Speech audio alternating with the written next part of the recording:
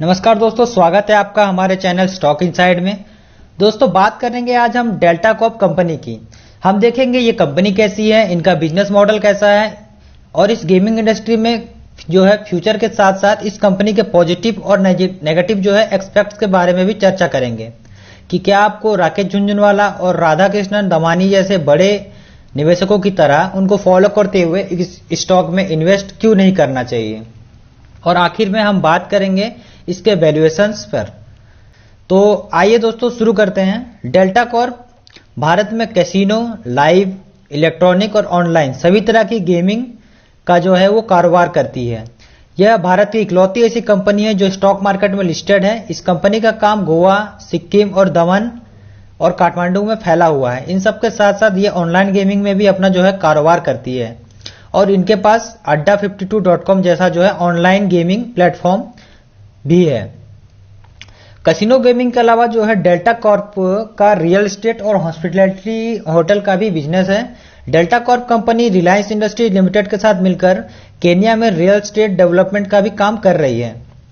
गोवा में इनका जो कैसीनो बिजनेस है वो ऑफशोर है। ऑफशोर से यहाँ मतलब है कि तैरते हुए शिप्स पर है, वहां लैंड पर कैसीनो चलाने की परमिशन नहीं है। सिंकिप में जो है इनका कैसीनो बिजनेस है वो लैंड पर चलता है, मतलब कि वो होटल्स में चलता है। तो इन्होंने खुद से कहा है कि जो कैसीनो बिजनेस है इनका उसमें इन्हें तो अच्छी खासी दिलचस्पी है, बट जो ये उनका हॉस्पिटैलिटी है जो ये जिसमें ये होटल्स और इनका काम करते हैं तो इसमें इन्हें बिल्कुल भी जो है दिलचस्पी नहीं है। अब दोस्तों वो ऐसा क्यों कह रहे हैं कि हॉस्पिटैलिटी में उन्हें जो थोड़ा सा भी जो है वो इंटरेस्ट नहीं, उसके बाद भी वो उसमें काम कर रहे हैं, क्योंकि दोस्तों उन्हें ऐसा करना पड़ता है कि अगर आपके पास एक होटल है साथ ही साथ उस होटल में जो है कैसीनो हो तो ये जो है एक सोने पे सुहागा वाली बात हो जाती है इनके लिए। इसीलिए जब हम इनका जो है रेवेन्यू देखते हैं तो हमें गेमिंग सेक्शन से ज्यादा रेवेन्यू आता हुआ दिखाई पड़ता है। अब दोस्तों बात करेंगे इसके फंडामेंटल की, तो टिकट टैप की वेबसाइट पे मैं आपको लेके जाना चाहूंगा।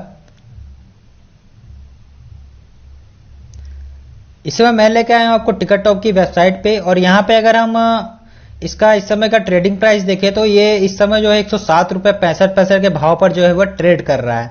अब दोस्तों बात करें इसकी हम एक साल के जो है हाई और लो की, तो इसका एक साल का जो है हाई और लो वो निकल के आ रहा है। इनका लो जो है वो निकल के आ रहा है 53 का और जो है हाई निकल के आ रहा है एक साल का वो निकल के आ रहा है 224 का। दोस्तों काफी ज्यादा डिफरेंस है। इस समय जो है ये शेयर जो है 100 रुपए के ऊपर जो है वो ट्रेड कर रहा है और रिटर्न्स अगर हम देखें एक साल के तो वो -43% में इनके रिटर्न्स हैं। बात करेंगे दोस्तों इसके इंट्रिंसिक वैल्यू की, तो इनका इंट्रिंसिक वैल्यू की जब हम बात करेंगे तो इंट्रिंसिक वैल्यू दोस्तों इसका निकल के आ रहा है 149। यहाँ टिकट ऐप की वेबसाइट पे आपको किसी तरह का कोई डाटा अवेलेबल नहीं करवाया गया है। रिटर्न्स जो है वो दोस्तों एफडी के मुकाबले अच्छे हैं और डिविडेंड्स जो है दोस्तों ये कंपनी ज्यादा देती नहीं है। अब दोस्तों एंट्री पॉइंट की बात करें और नो रेड फ्लैग जोन की, तो एंट्री पॉइंट दोस्तों यहाँ पे कुछ गुड टाइम जो कंसीडर बताया जा रहा है क्योंकि स्टॉक जो है ओवरबोट जोन में नहीं है। और रेड फ्लैग की बात करें दोस्तों तो यहाँ पे तो डिफॉल्ट प्रोबेबिलिटी है वो आप देखोगे यहाँ पे लो बताया जा रहा है।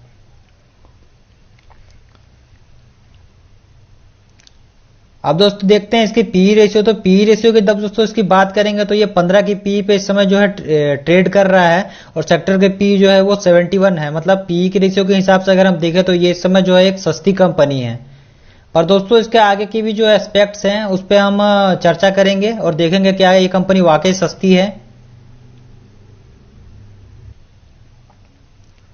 तो ये दोस्तों company profile Delta Corp Limited is primary engaged in operation of casino. Its segment include real estate, gaming, hospitality and others. ये दोस्तों कुछ इसके है जैसे Deltin Royale largest offshore casino.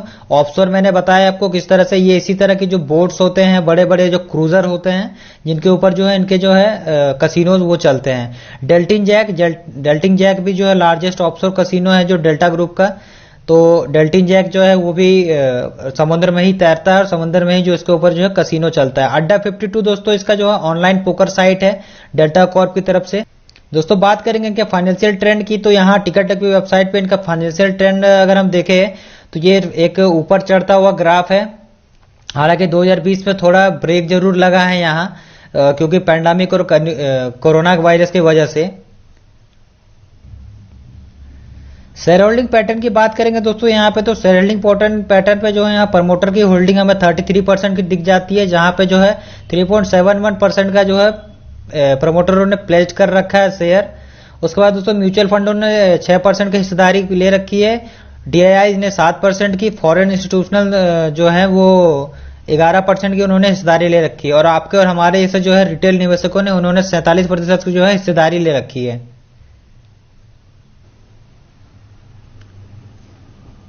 बात करेंगे दोस्तों कंपनी की, तो कंपनी का जो है एक बड़ा कारोबार जो है वो कसिनो के सेगमेंट से आता है, और कसिनो सेगमेंट में जो है मुनाफा जो है वो दोस्तों 40% से भी ज्यादा का है।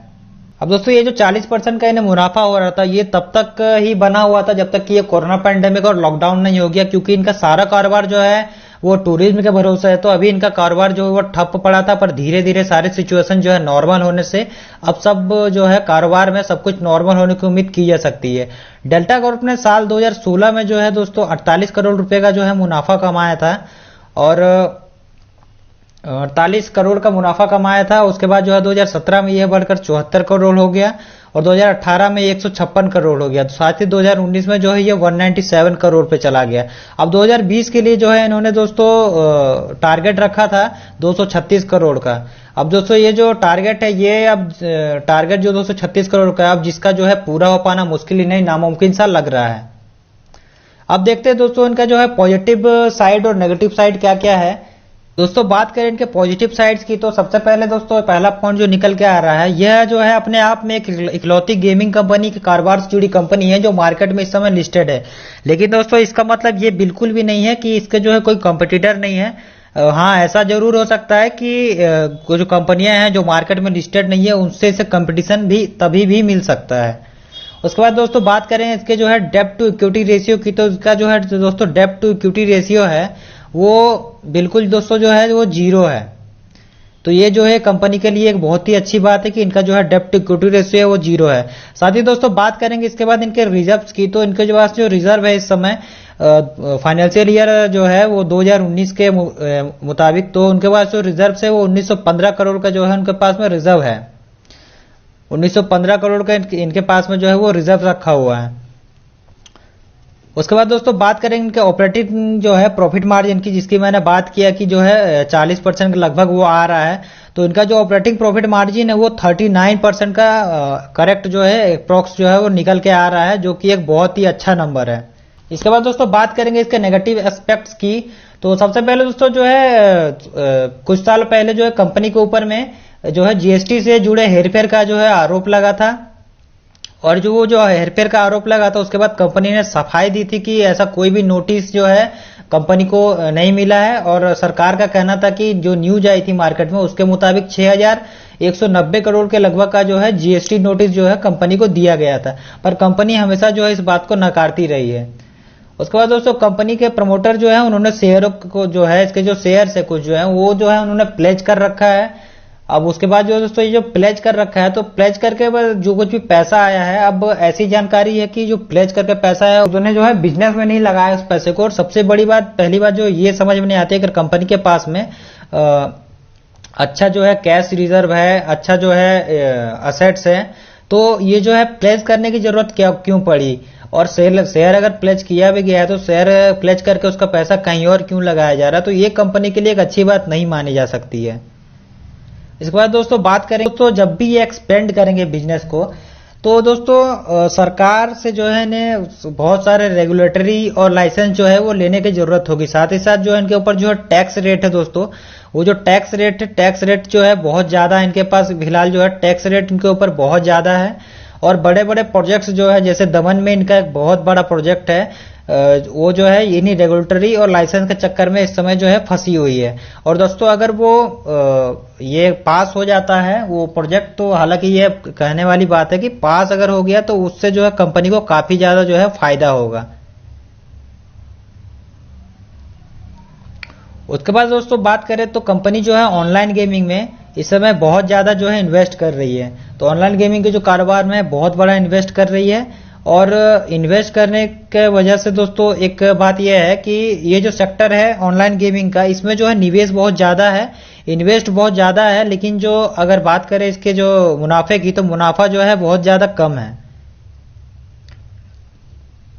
हालांकि दोस्तों अगर इंडिया के जो है ऑनलाइन गेमिंग का बिजनेस की बात करें, तो इंडिया की जो ऑनलाइन गेमिंग का बिजनेस है वो इस समय जो है 22% के CAGR से जो है ग्रोथ कर रहा है, और उसके बाद जो है ये 2022 तक उम्मीद की जा रही है कि 47% के CAGR तक जो है ये चला जाएगा। अब बात करें दोस्तों इस स्टॉक में बड़े निवेशकों की, तो दोस्तों इस स्टॉक में जो है बड़े निवेशकों की जब बात करेंगे तो सबसे पहले जो है राकेश झुनझुनवाला, आरजे, और उनकी पत्नी जो है उन्होंने 4.24% और 3.14% कुल जमा जो है 7.3% का जो है इन्होंने ये लेके रखा है, स्टेक लेके रखा है। तो अब दोस्तों बात करें वहीं राधा कृष्णन दमानी की, तो उन्होंने जो है 1.17% मतलब 1.17% की जो है वो हिस्सेदारी ले रखी है। तो अब दोस्तों यहाँ ये सवाल उठता है कि क्या हमें भी सिर्फ इसलिए कि निवेश करना चाहिए क्योंकि इतने बड़े बड़े निवेशकों ने एक स्टॉक में पैसा लगाया है? मेरे पॉइंट ऑफ व्यू से दोस्तों आपका ऐसा बिल्कुल भी नहीं करना चाहिए। इसके पीछे कुछ वैलिड रीजन है। वो कौन सा वैलिड रीजन है? इसकी जो होल्डिंग है दोस्तों, इसकी जो होल्डिंग अगर आप देखोगे तो आप पाओगे कि ये जो बड़े बड़े निवेशक है इन्होंने अपने पोर्टफोलियो में बहुत ही थोड़ा सा हिस्सा जो है इन्वेस्ट किया हुआ है इस कंपनी में। 1% या फिर 3 से 4% पोर्टफोलियो का जो है वो इन्वेस्ट किया हुआ है। तो अब बहुत ही जो कि बहुत ही कम है। साथ ही जैसा कि मैं हमेशा कहता हूं कि जरूरी नहीं कि जब किसी तरह की खबर कि फलाना स्टॉक को जो है इस बड़े निवेशक ने खरीद लिया है, वो इस तरह की न्यूज जो है मार्केट में आए तो जरूरी नहीं कि ये खरीदारी जो है उसी समय उन्होंने की हो जिस समय खबर जो है मार्केट में आई हो। क्या पता, हो सकता है इन्होंने जो है ये एवरेज कर रहे हो बहुत पहले से, काफी पहले से। क्योंकि दोस्तों ये जनरली जो है ये सब रिजल्ट जो है क्वार्टर के जो रिजल्ट्स आते हैं, Q1, Q2, Q3, तो इस तरह से जो इनके जो रिजल्ट्स आते हैं कंपनी के, उसके साथ ही जो है ये सारे जो है खबर बाहर आता है। तो हो सकता है कि उन जो क्वार्टर के जो 3 महीनों में, वो 3 महीनों में उन्होंने अच्छे खासा जो है उन शेयरों को जो है एवरेज किया होगा। तो क्या पता दोस्तों उसके साथ ही आप खुद समझते हैं कि पोर्टफोलियो का जो है 3 से 4% का हिस्सा में जो है रिस्क लेना, वो कोई बहुत बड़ी जो सो बात नहीं है। वो रिस्क जो है ऐसा आपने खुद भी जो है आपके पोर्टफोलियो में ऐसे कुछ ना कुछ स्टॉक जरूर रखे होंगे जिनका वैल्यू कर आपके पोर्टफोलियो का 3 से 4% होगा, और उसके बाद भी जो है वो रिस्क में है। दोस्तों एक बात ये भी है कि अगर आप यहाँ मार्केट में अगर इतना रिस्क नहीं ले सकते तो मार्केट में काम करने का फिर कोई मतलब नहीं है। साथ ही साथ दोस्तों अगर राकेश झुनझुनवाला की बात हम सुने तो राकेश झुनझुनवाला खुद कहते हैं कि अपने जो है इन्वेस्टमेंट आइकन को, जो भी आपका कोई इन्वेस्टमेंट आइकन है, उनको जो है फॉलो करने से बचना चाहिए। और जो है निवेशकों को जो है, जो भी निवेशक है, इन्वेस्टर होते हैं, उन्हें जो है अपनी गलती से ही जो है सीखना चाहिए और पूरी तरह से जो है अपनी तरह से ही निवेश करना चाहिए। तो दोस्तों बात करें इसके फ्यूचर ग्रोथ की, तो दोस्तों मुझे इसके साथ जुड़े जो है नियम और कायदों से बहुत ज्यादा दिक्कत है। मैं पर्सनली जो है अपनी पर्सनल व्यू जो है, आपका पॉइंट ऑफ व्यू वो बता रहा हूं, क्योंकि इन जो रेगुलेटरी और लाइसेंस फीस, इन सब के बढ़ने और घटने से इसके बिजनेस पर बहुत ही बड़ा बड़ा जो है इम्पैक्ट पड़ता है। साथ ही हर बार जो एक्सपेंड करने के लिए इन्हें भारी भरकम लाइसेंस फीस देनी पड़ती है।